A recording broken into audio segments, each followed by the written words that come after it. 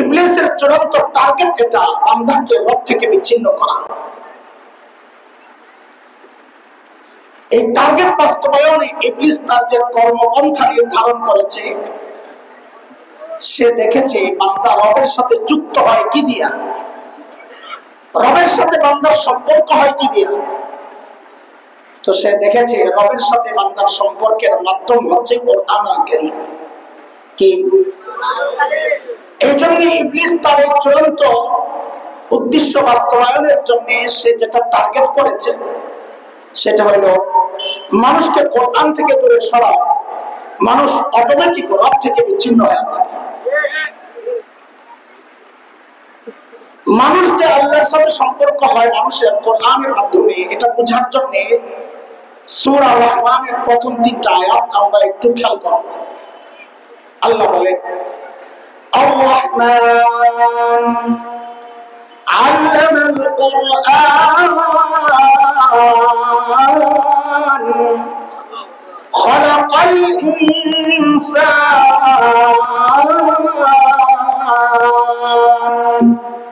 রহমান আল্লাহ, 1 নম্বর আয়াত। মনোযোগ আছে আপনাদের? মনোযোগ ছাড়া বোঝা যাবে না, এই জন্য জিজ্ঞেস করলাম। প্রথম আয়াত রহমান আল্লাহ। 2 নম্বর, যিনি কোরআন শিখালেন, আল্লামাল কোরআন। বলেন 2 নম্বরে কি?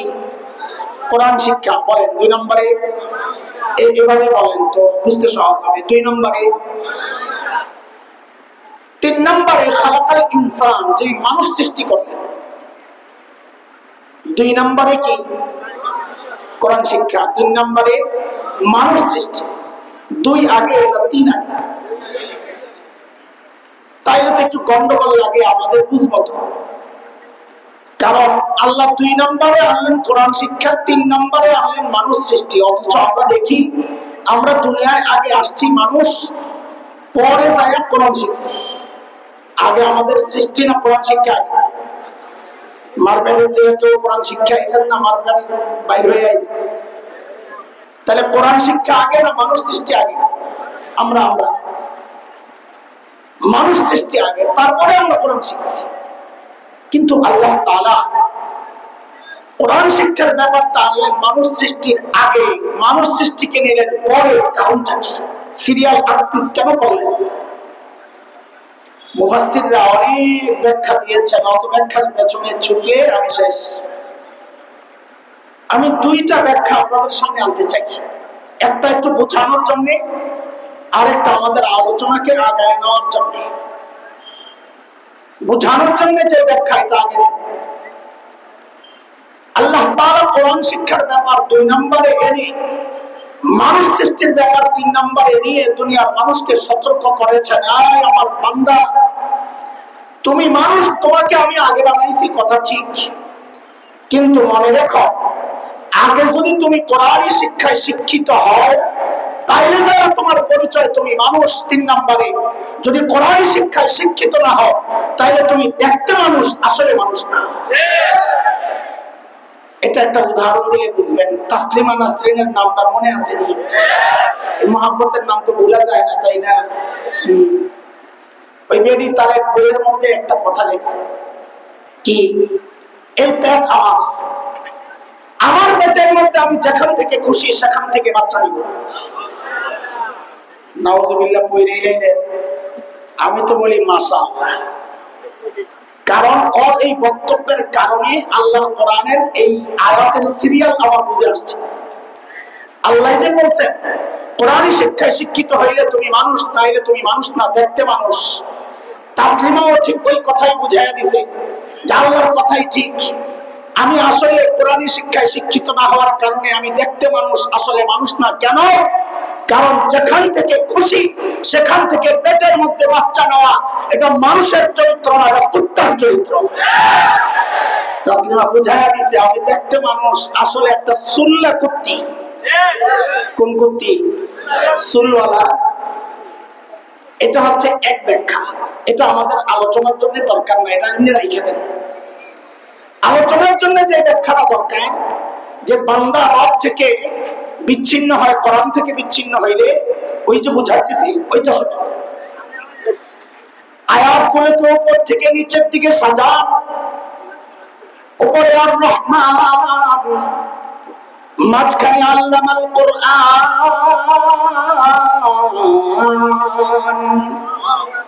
নিচে খালাকাল ইনসান। আমার সাথে একটু বলেন তো, উপরে রহমান, বলেন বলেন, উপরে, মাঝখানে কোরআন, নিচে ইনসান। বলেন, উপরে, মাঝখানে, নিচে। আল্লাহ যেন বলছেন, বান্দা আমি রহমান উপরে, তুমি মানুষ নিচে।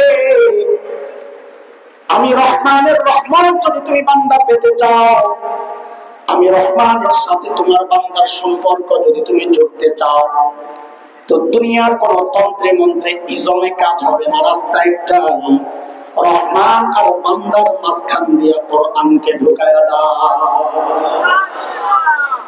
কোরআন ঢুকবে তো বান্দার সম্পর্ক রহমানের সাথে হবে।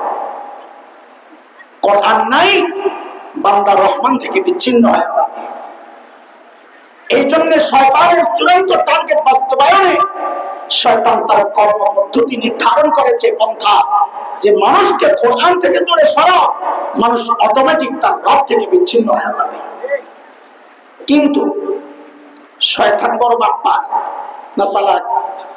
কথা কয়, হ্যাঁ? ওই যে আমাদের কারি সাহেব তেলাওয়াত করছে একটা আয়াত শুরুতে, চালাক যে হবে, যার মাথায় মগজ আছে, সে তার স্রষ্টা চিনে, স্রষ্টাকে মানে। ইন্না ফি খালকিস সামাওয়াতি ওয়াল আরদি ওয়াখতিলাফিল লাইলি ওয়ান নাহার লাআয়াতিল লিউলিল আলবাব।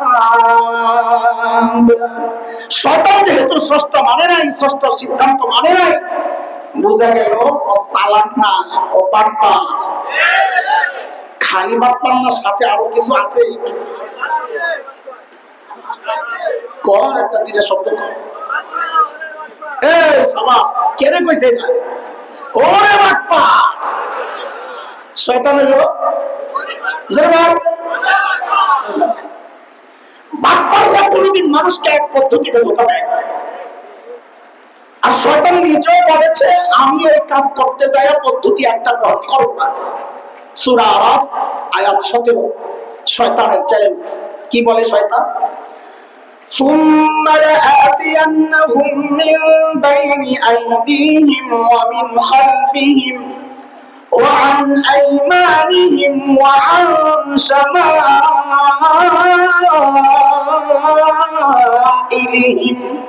وَلَا تَجِدُ أَكْثَرَهُمْ شَاكِرِينَ।